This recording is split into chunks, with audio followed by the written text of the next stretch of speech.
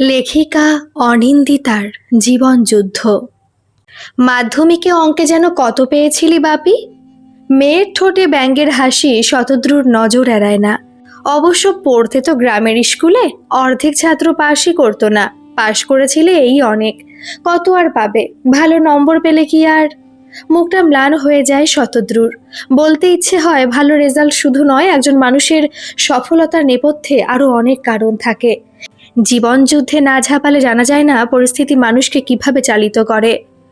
উচ্চ মাধ্যমিকটুকু কোনো রকমে দিয়েছিল সে, তারপরেই নেমে পড়তে হয় জীবন যুদ্ধে। বেশি পড়াশোনা করতে পারেনি দায়িত্বের চাপে, তা বলে মেয়ের কাছ থেকে কোনোদিন এমন কথা শুনতে হবে ভাবেনি সে। হালকা হেসে নিজেকে সামলালো সে। বুকে রক্তক্ষরণ সন্তানকে দেখাতে চায় না। কত আর হবে? তোর থেকে অনেক কম, সেজন্যই তো চাই তুই সবার সেরা হয়ে ওঠ। সে তো আমায় হতেই হবে। আমার পক্ষে তোমাদের মতো অতি সাধারণ জীবনযাপন করা সম্ভব নয়। কি বা আছে? কত করে বললাম, আজ অব্দি একটা স্টাডি টেবিলও কিনে দিতে পারলে না। একটা ডোনাট কিংবা আইসক্রিম খেতে চাইলেও বলবে মাস পড়ুক কিনে দেব। ইচ্ছে কি মাস পড়ার জন্য বসে থাকবে? একটা কথা স্পষ্ট বলে দিচ্ছি বাপি, আমি কিন্তু নিয়ার ফিউচারে সায়েন্স নিয়ে পড়বো। তোমাদের পয়সা নেই, আর্টস কিংবা কমার্সে খরচা কম, এসব অজুহাত দিতে এসো না যেন। মাধ্যমিকে 98% পেতে আমায় অনেকগুলো রাত জাগতে হয়েছে। দিনের পর দিন শুধু পড়েছি, শুধু একটাই প্রত্যাশায়, ভবিষ্যতে অভাব যেন আমাকে ছুঁতে না পারে। তাই যেন হয় মা, তোর যেন সব স্বপ্ন পূরণ হয়। অদেখা ঈশ্বরের কাছে এই কামনাই করি। বিড়বিড় করে আকাশের দিকে তাকিয়ে বলে ওঠে শতদ্রু, তোর যেটা ভালো লাগে সেটা নিয়েই পড়িস। কষ্ট করে হলেও আমি ঠিক চালিয়ে দেব, তোকে কোনো রকম চিন্তা করতে হবে না। মেয়েকে শাসন করবে বলে এগিয়ে আসে সোমালি। হাতের ইশারায় স্ত্রীকে চুপ থাকতে বলে সে। আজকের দিনটা শতরূপার যতই হোক, পুরো স্কুলের মধ্যে সবচাইতে ভালো রেজাল্ট করেছে। প্রথম হয়েছে। প্রথম হওয়ার আনন্দ যে অন্যরকম। সেরা সেরা হয়েছে তার মেয়ে, এ কি কম বড় কথা? গর্বে ছাতি চওড়া হয়েছে তার। বাবাকে যদি দুটো কথা বলে আনন্দ পায় মেয়ে, পাক না, ক্ষতি কি তাতে? দুটো মাস্টার লাগবে কিন্তু, অঙ্ক আর ফিজিক্স। বাকিগুলো আমি নিজেই সামলে নেব। তোমার তো আবার মাস্টারের কথা বললেই গায়ে জ্বর আসে। আমি কালকেই কথা বলে আসবো, টাকাটা সময় মতো দিয়ে দিও কিন্তু। তখন যদি ভালো করে পড়াশোনাটা করতে বাপি। মুখে চুকচুক শব্দ করে শতরূপা। তাহলে হয়তো কয়েকটা টাকার জন্য এভাবে কারখানায় খেটে মরতে হতো না। অফিসে বসে শান্তিতে কাজ করতে পারতে। আর আমরাও ভাড়া বাড়ি ছেড়ে নিজেদের বাড়িতে দেবলীনাদের মতো সুখ স্বাচ্ছন্দ্যে ভরা জীবনযাপন করতে পারতাম। ইচ্ছে হলে জামা কিনতাম, মাংস খেতাম। সোমালি আবারও কিছু বলতে যায়, কিন্তু শতদ্রুর ইশারায় বাধ্য হয়ে চুপ করে যায়। কথা মুখ ঘোরাতে বলে, তোর পছন্দের নুডলস স্যুপ আর অমলেট করেছি রে, চল খাবি চল। আজও বাড়ির খাবার? লালুর দোকান থেকে তো একটু চাইনিজ আনাতে পারতে। ওর তো কম টাকায় চাইনিজ চিলি চিকেন কম্বো পাওয়া যায়। যাই হোক, বলে কোনো লাভ নেই। দেবলীনা 60% পেয়েছে, তাতেই ওর বাবা বিরিয়ানি, চিকেন কষা, মিষ্টি কিনে এনেছে। পাশ করেছে বলে জমিয়ে সেলিব্রেশন হচ্ছে। ফ্ল্যাটের সবাইকে মিষ্টি দিয়েছে, খাবার দিয়েছে। মুখটা বেঁকিয়ে চলে যায় সে। কাল সকাল স্কুলে যেতে হবে রেজাল্ট আনতে। রিক্সা ভাড়াটাও দিও অন্তত। বন্ধুদের সামনে হেঁটে আসতে লজ্জা করে। শতদ্রু ঘাড় হেলায়। তাচ্ছিল্য ভরা দৃষ্টিতে বাবার দিকে তাকিয়ে মায়ের সঙ্গে চলে যায় সে। বিছানায় শুয়ে ভাবে শতরূপা, উচ্চ মাধ্যমিক পাশ করে যেভাবেই হোক ইঞ্জিনিয়ারিং পড়বে, তারপর ভালো কোম্পানি থেকে ক্যাম্পাসিংয়ে চাকরি বাগিয়ে এই ভাড়া বাড়ি ছেড়ে উঠে যাবে কোম্পানির দেওয়া ঝকঝকে ফ্ল্যাটে। এটা একটা জীবন হলো? এভাবে মানুষ বাঁচতে পারে না? একটা পছন্দের খাবার আছে না, পছন্দের পোশাক। মাঝে মধ্যে তো এমন হয় বাবা বাড়ি ভাড়াটুকু দিতে পারে না। তখন বাড়িওয়ালা কাকু বেল বাজিয়ে চেয়ারে বসে উচ্ছেদের ভয় দেখায়। সে তাকিয়ে দেখেছে, সে সময় মায়ের মুখটা কেমন করুণ হয়ে যায়। ম্লান স্বরে বলে, দু একদিনের মধ্যেই দিয়ে দেব। চিন্তা করবেন না দাদা, কেন যে বাবাকে মা বিয়ে করতে গেল ভেবে পায় না সে। 16 বছর বয়স তার। এর মধ্যে একদিন মোটে হলে গিয়ে সিনেমা দেখেছে, আর একদিন সায়েন্স সিটি ঘুরতে গেছে। দুটোই স্কুল থেকে নিয়ে গিয়েছিল বলে, নইলে বাবার ক্ষমতা হতো কখনো? দেবলীনার মুখে Nicco park, Nalban, eco park, wax মিউজিয়ামের গল্প শুনেছে। দারুণ নাকি জায়গাগুলো। ওদের নিজেদের গাড়ি আছে, তাই প্রতি উইকেন্ডে গাড়িতে চেপে হাসি মুখে ঘুরতে যায়। দেবলীনা বলেছে শপিং মলে নাকি সুন্দর সুন্দর ড্রেস পাওয়া যায়। চাকরি পেলে সে প্রতি মাসে মলে গিয়ে প্রচুর শপিং করবে, সিনেমা দেখবে, রেস্টুরেন্টে খাবে, যা ইচ্ছে তাই। চায়না গ্রিন বলে একটা রেস্টুরেন্ট আছে, সেখানে নাকি চিকেন ডাম্পলিং পাওয়া যায়, খুব টেস্টি। ওখানে মিক্সড প্রন চাউ খেলে অন্য কিছু খেতে ইচ্ছেই হবে না। সোমবার স্কুলে এসে গল্প করে দেবলীনা, কিন্তু এত ভালো বন্ধু হলেও কোনোদিন তার জন্য হাতে করে কিছু নিয়ে আসে না। ইচ্ছে পূরণের স্বপ্ন দেখতে দেখতে ঘুমের দেশে তলিয়ে যায় শতরূপা। রাত্রিবেলা খাতা পেন নিয়ে বসে অঙ্ক কষছিল শতদ্রু। এই সময়টুকু তার নিজস্ব, পড়তে বরাবরই ভালো লাগতো। হাজার প্রতিকূলতার মধ্যেও সেই অভ্যেস ছাড়তে পারেনি সে। পাশে শুয়ে সোমালি বলে ওঠে, তুমি যে মাধ্যমিকে স্ট্যান্ড করেছিলে, জেলার মধ্যে প্রথম হয়েছিলে, সে কথা মেয়েকে বলতে চাও না কেন? কত হতাশা, কত যন্ত্রণাকে সঙ্গী করে জীবনের পথে চলতে হয়েছে। হাজারো ইচ্ছে থাকা সত্ত্বেও সংসারের হা মুখের সামনে পড়াশোনা থমকে গেছে। আজও তাই প্রতি রাতে বই খুলে বসো ভালো লাগা থেকে। বলতে পারো না একবার, হয়তো তোমাকে বুঝতো তোমার অনুভূতিগুলো। থাক না সোমালি, কি লাভ ওসব কথা বলে? যা হারিয়ে গেছে তাকে ফিরিয়ে এনে কি লাভ বলো? বুকের মাঝে আরো খানিক কষ্ট পাওয়া ছাড়া তুমি কিন্তু মেয়েকে কিচ্ছুটি বলবে না, কথা দাও আমায়। ঘাড় নাড়ে সোমালি, অস্ফুটে কি যেন বলে। শুনতে পায় না নাকি শুনতে চায় না সে? ততক্ষণে সে ফিরে গেছে অতীতের দিনগুলোয়। একে একে তারা ভেসে আসে স্মৃতিপটে। শুনতে পায় হেডমাস্টার দেবশঙ্কর বাবুর জলদগম্ভীর কণ্ঠস্বর। এবছর জেলা থেকে মাধ্যমিকে প্রথম স্থান অধিকার করেছে আমাদের স্কুলের ছাত্র শতদ্রু অধিকারী। তার হাতে পুরস্কার তুলে দিচ্ছেন ডিস্ট্রিক্ট ম্যাজিস্ট্রেট অরুন্ধতী নাগ। কষ্ট হলেও দিনের পর দিন খেটে মেয়ের জন্য টাকার জোগাড় করে ফেলে শতদ্রু। সবাই ঘুমিয়ে পড়লে রাতের বেলা খানিক পড়াশোনা করতে ভুল হয় না তার। ওই যে দেবশঙ্কর স্যার বলেছিলেন, কখনো পড়ার অভ্যেস ছাড়বে না। শিক্ষা আর চর্চা সবসময় পাশাপাশি পথ চলে। মাধ্যমিকে অমন চোখ ধাঁধানো রেজাল্টের পর নিজেরও বড় ইচ্ছে হয়েছিল সায়েন্স পড়তে, কিন্তু ঘরে টাকার অভাব। সায়েন্স মানে প্র্যাকটিক্যাল, সায়েন্স মানে খরচা। মনে পড়ে আর্টস নেবে বলে ফর্ম পূরণ করে জমা দেওয়ার পর প্রধান শিক্ষক দেবশঙ্কর হাতি আলাদা করে ডেকে পাঠিয়েছিলেন। নরম গলায় বলেছিলেন, তুমি কেন আর্টস নিয়ে পড়বে? এই স্কুলের সেরা ছাত্র তুমি। আমি বলছি সায়েন্স নাও, তোমার জন্য ওটাই সঠিক পথ। প্রাইভেট টিউটার রাখার ক্ষমতা নেই স্যার। বইগুলো ফেদামের থেকে নিয়ে উল্টে পাল্টে দেখেছি, ইন্টারেস্টিং, কিন্তু একা কোনোভাবে ম্যানেজ করতে পারবো না। মাথা নিচু করেই বলেছিল সেদিন। আমি তো আছি নাকি? সস্নেহে পিঠে হাত রেখেছিলেন গোবিন্দপুর উচ্চ মাধ্যমিক বিদ্যালয়ের প্রধান শিক্ষক। আলাদা শিক্ষক লাগবে না, আমি নিজে পড়া দেখিয়ে দেব। রোজ সকালে স্কুলে আসার আগে ঘন্টা দুই আমার কাছে পড়বি, মনে থাকে যেন। যা সায়েন্সের ফর্ম পূরণ করে জমা দে। দিয়েছিল। এত লড়াই, এত প্রতিকূলতার মাঝেও সেই সমস্ত দিনগুলোর কথা মনে পড়লে চোখে জল চলে আসে শতদ্রুর। অপূর্ব পড়াতেন দেবশঙ্কর। বুঝিয়ে দেওয়ার পর মনে হতো সবকিছু কত সহজ। মুগ্ধ হয়ে শুনত শতদ্রু। সঙ্গে প্রতিদিন সকালে খাবার হিসেবে জুটত রুটি, তরকারি, ডিম, কলা। সে আপত্তি করেছিল প্রথম দিন।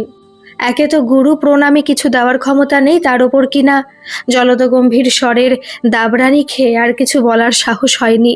না খেলে পড়াশোনা মাথায় ঢোকে কখনো? রোজ একখানা গোটা ডিম সেদ্ধ খাবি আমার সামনে বসে, তবে না প্রোটিনের চাহিদা পূরণ হবে?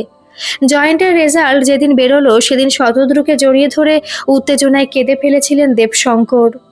শিশুর মতো গলায় বলেছিলেন, আজ শুধু তুই না, আমিও শিক্ষকের পরীক্ষায় পাশ করলুম। হতবাক হয়ে গেছিল সে। অত বড় মানুষটাকে কাঁদতে দেখে কি বলবে কি করবে কিছুই বুঝে উঠতে পারেনি। শতদ্রুও কেঁদে ফেলেছিল। হাজার চেষ্টা করেও গলা দিয়ে স্বর বেরোয়নি তার। বলতে পারেনি জেলা স্তরে দ্বিতীয় হলেও উচ্চশিক্ষা নেওয়া আর তার হবে না। শহরের কোনো এক কারখানায় তার জন্য কাজের ব্যবস্থা করেছে বাবা।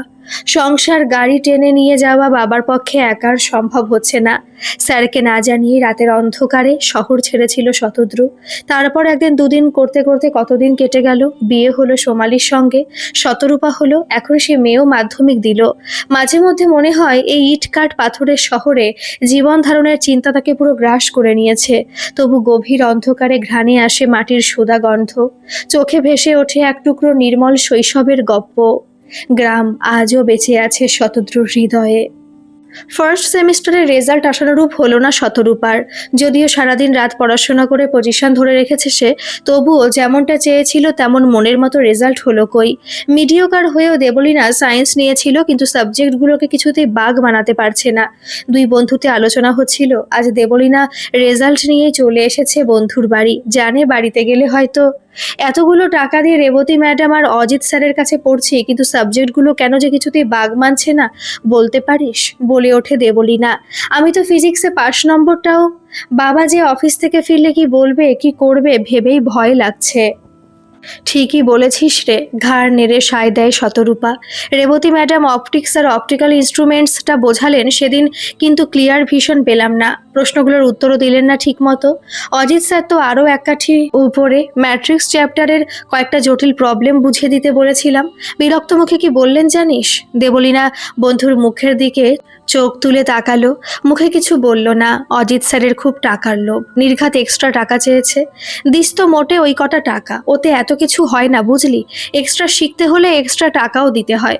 কাঁদো কাঁদো মুখে শতরূপা বলে ওঠে, ওই কটা টাকায় অনেক কষ্টে জোগাড় করে বাবা। আরও টাকা দেবে কোত্থেকে বল দেখি? আমার চাইতেও ইচ্ছে করে না, দিতে তো পারবেই না, শুধু শুধু খানিক কথা বাড়ানো, কেন যে গরিব হয়ে জন্মালাম। ঘাড় নাড়ে দেবলীনা, মনে মনে ভাবে টাকা দিয়েই বা হবে কি? অজিত স্যার তো অঙ্কটা ঠিক মতো বোঝাতেই তো পারে না। লুকিয়ে যায় স্যারের কথা শুনে তার বাবা বেশি টাকা দিয়েছিল মাস দুয়েক, কিন্তু রেজাল্ট সেই একই। এত টাকা খরচ করে এত চেষ্টা করে সব সাবজেক্টে পাস নম্বরটুকু তুলতে পারলো কি? দুপুরবেলা এসেছে বলে নিজের ভাগের থেকে মেয়ের বন্ধুকে ভাত বেড়ে দিয়েছিলেন সোমালি। ছেটেপুটে খেয়ে চলে গেল দেবলীনা। মনে মনে ভাবল সে, ভাগ্যে শতরূপার মা খানিক খেতে দিল, পেটটা ভরল, নইলে রেজাল্টের যা অবস্থা, বাড়িতে এক মুঠো ভাতও জুটত কিনা সন্দেহ। উপসী থেকেও কাটাতে হতো দিনটা। বিকেলবেলা মেয়ে শান্তভাবে পড়তে বসেছে দেখে নরম স্বরে বলল সোমালি, একটা কথা বলবো, শুনবি? তোর পড়াশোনায় খুব অসুবিধা হচ্ছে না রে? রেজাল্ট নিয়ে এমনিতেই ঘেটেছিল সে, এভাবে চলতে থাকলে ইঞ্জিনিয়ারিংয়ে চান্স পাবে কিভাবে? এতদিনের স্বপ্নে দেখা সুন্দর ভবিষ্যতেরই বা কি হবে? বইয়ের পাতা উল্টাতে উল্টাতে বলল, অসুবিধা হলেই বা করব কি? বাবার থেকে একটু দেখে নিতে তো পারিস। প্রতিজ্ঞার কথা ভুলে বলে ওঠে সোমালি, বাবা, বাবা এসব ক্যালকুলাস, ভেক্টর, 3 ডিমেনশনাল জিওমেট্রির কি বুঝবে? তোর বাবা মাধ্যমিকে জেলার মধ্যে প্রথম, উচ্চ মাধ্যমিকে সায়েন্স নিয়ে জেলার মধ্যে দ্বিতীয় হয়েছিল। কি কি বললে? প্রশ্নটা ছিটকে বেরিয়ে আসে শতরূপার মুখ থেকে।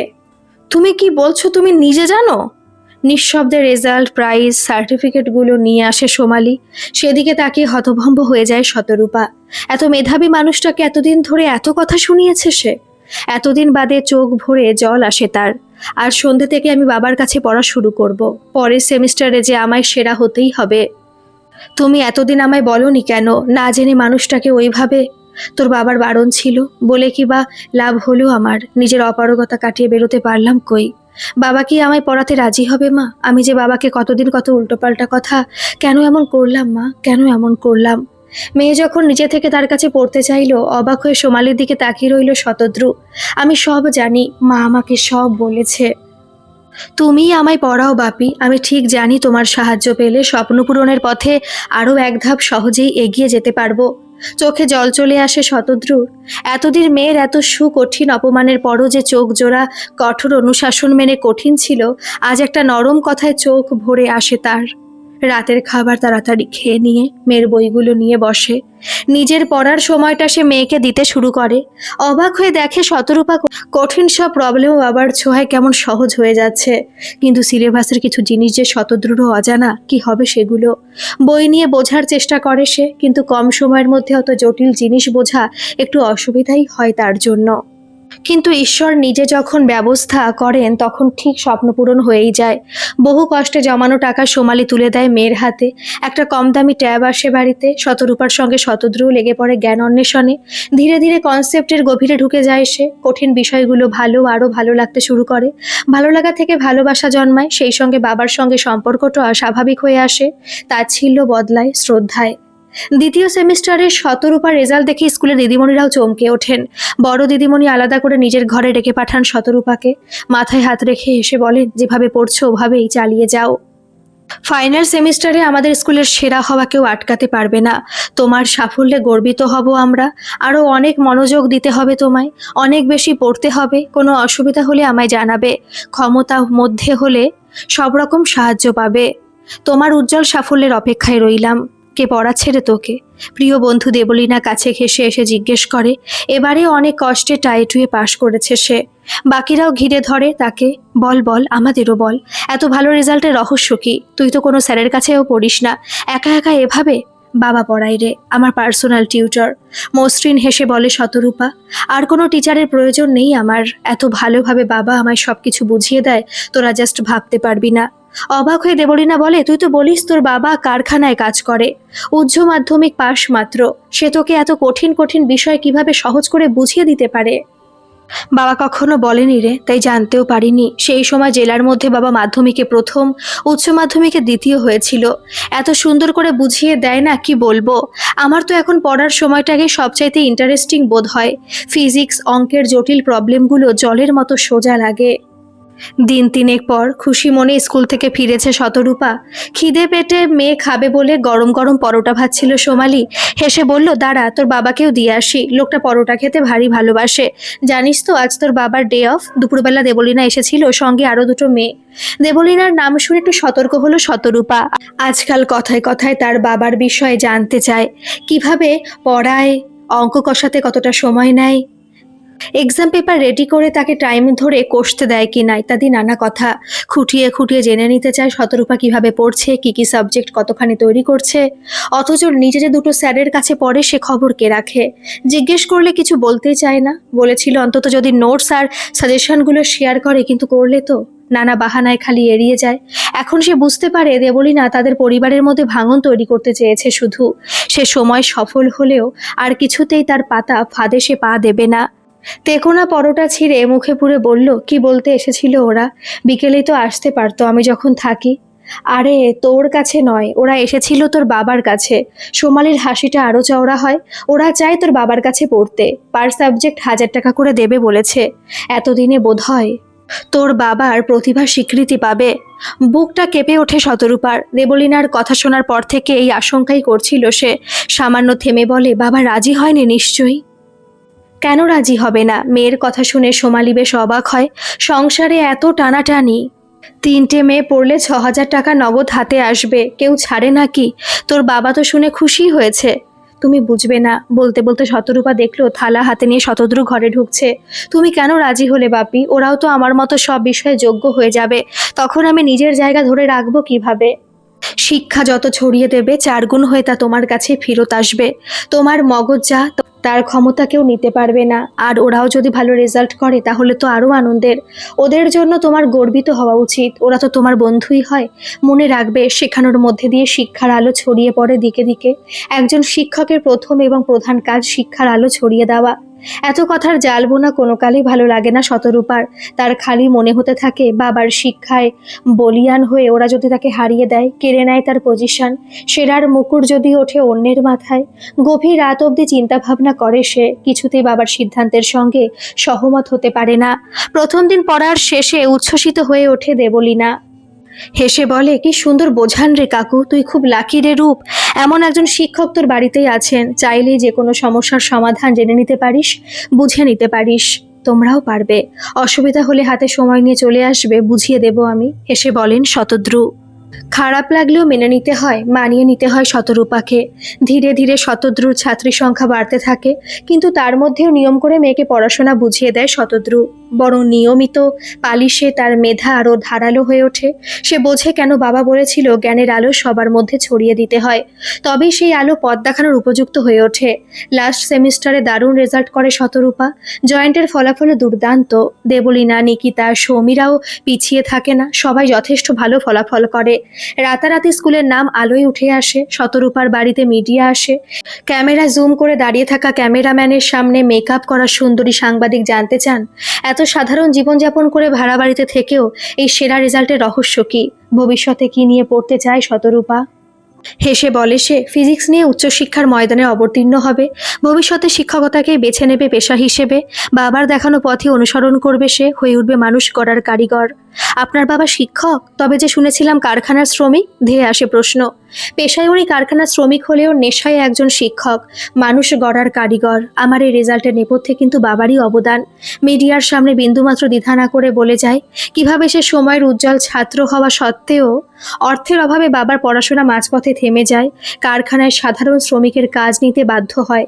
শতদ্রুর দিকে সাংবাদিক মেয়েটি মাইক তাক করে কিছু বলার জন্য। হাসে সে, একটু ঘাবড়েও যায় বোধ বোধ হয়। আমি আর কি বলবো, মেয়ে তো সবই বলল। শুধু এটুকুই বুঝি, যতই পরিস্থিতি বদলাক আজও কিন্তু শিক্ষকরাই জাতির মেরুদণ্ড গড়ে তোলে। একজন শিক্ষকই পারে ছাত্রদের পথ দেখাতে, সঠিক পথে পরিচালনা করতে, শিক্ষার আলো সবার মাঝে ছড়িয়ে দিতে। দেবশঙ্কর স্যার অতীতে কিভাবে তাকে পথ দেখিয়েছিলেন, কিভাবে দুস্থ মেধাবী ছাত্রটির পাশে দাঁড়িয়েছিলেন দিনের পর দিন, সে কথা বলতে বলতে কেঁদে ফেলে সে। ইন্টারভিউ ভাইরাল হয়, অনেক চ্যানেল, প্রিন্ট মিডিয়া মেয়ের পাশাপাশি বাবার ইন্টারভিউ নিতে আসে। শতদ্রুর গল্প ছড়িয়ে পড়ে ঘরে ঘরে। এতদিন বাদে শিক্ষার আলো যেন তার জীবনকেও আলোকিত করে তোলে। সময় এগোয়, সাক্ষাৎকার প্রচারের পর থেকে প্রচুর ছাত্রছাত্রী আসতে থাকে তার কাছে পড়তে, বুঝে নিতে চায় কঠিন বিষয়ের সহজ সমাধান। কারখানার সামান্য এক শ্রমিক শতদ্রু এখন এলাকার শতদ্রু স্যার। গাড়িবান অর্থবান মা বাবারাও আসছে সামান্য একটা উচ্চ মাধ্যমিক পাশ লোকের কাছে। উদ্দেশ্য নিজেদের ছেলে মেয়েকে সেরার দৌড়ে আরো খানিক এগিয়ে দেওয়া। কম ডিগ্রিধারী হলেও নিয়মিত চর্চায় যে একজন মানুষকে সেরা শিক্ষক বানাতে পারে তার প্রমাণ সে নিজে। মাঝে মধ্যে ভাবে, চাপ যেভাবে বাড়ছে কারখানার কাজটা ছেড়েই দেবে নাকি। সোমালি পরোটা ভাজছে, শতরূপা দাঁড়িয়ে আছে পাশে, সামান্য গলা খাকড়ে। শতদ্রু বলে ওঠে, ভাবছি কারখানার চাকরিটা ছেড়ে পুরোদস্ত টিউশনিতে মনোনিবেশ করব, কি বলো তোমরা? খুব ভালো সিদ্ধান্ত নিয়েছো, পরোটা উল্টে দিয়ে বলে ওঠে সোমালি। তুমি নিজেই তো বলো নিরলস চর্চাই ভালো শিক্ষক হওয়ার চাবিকাঠি। 10টা 5টার চিন্তা না থাকলে তুমি আরো ভালো করে বিষয়ের অভ্যন্তরে প্রবেশ করতে পারবে, গড়ে তুলতে পারবে শতরূপা দেবলীনাদের মতো আরো এক ঝাঁক উজ্জ্বল ছাত্রছাত্রী। সমর্থনের জন্য মেয়ের মুখের দিকে তাকায় সে। ঠিক তখনই হাতে ধরা বাটন ফোনটা সুরেলা শব্দে বেজে ওঠে। অচেনা নম্বর আজকাল আর অবাক করে না তাকে, স্বাভাবিকভাবেই ফোন ধরে সে। কিন্তু তারপর চোখ দুটো জলে ভরে ওঠে তার, কথা বলতে পারে না কিছুক্ষণ। ও প্রান্ত থেকে তখন দেবশঙ্কর স্যার বলছেন, তুই পেরেছিস, তুই পেরেছিস রে শতদ্রু। আমার দেওয়া শিক্ষা ব্যর্থ হয়েছে ভেবে অনেক রাত ঘুমোতে পারিনি। পরশু টিভিতে তোর ইন্টারভিউ দেখার পর থেকে কি যে নিশ্চিন্তের ঘুম ঘুমিয়েছি, তোকে কি বলবো। আমার শিক্ষা ব্যর্থ হয়নি। এ যে একজন শিক্ষকের কাছে কতখানি শান্তির, আজ নিশ্চয়ই তুই বুঝতে পারছিস। তুই একদম ঠিক বলেছিস রে। শিক্ষকের প্রথম এবং প্রধান কাজ ছাত্রছাত্রীদের মধ্যে দিয়ে শিক্ষার আলো জগতের সব দিকে ছড়িয়ে দেওয়া। আমি খুব খুশি হয়েছি রে, খুব খুশি। স্যার, এতদিন লজ্জায় ভয়ে আপনার কাছে যেতে পারিনি। যদি অনুমতি করেন তাহলে একদিন আপনার কাছ থেকে, বয়স বাড়ছে তো, একবার বড় দেখতে ইচ্ছে হয়। ফোনে রেখে কাঁদতে থাকে শতদ্রু। হাজার চেষ্টাতেও চোখের জল বাগ মানে না তার। বাবা, তুমি কাঁদছো কেন, কেন কাঁদছো? তোমার জন্যই তো আজ আমি সফল, এলাকার সবাই আমায় চেনে। তুমি না থাকলে আমি যে কিছুই পারতাম না। তুই শুধু একাই সফল নস রে মা, তোকে শিক্ষা দিতে পেরে আমিও যে আজ একজন সফল শিক্ষক।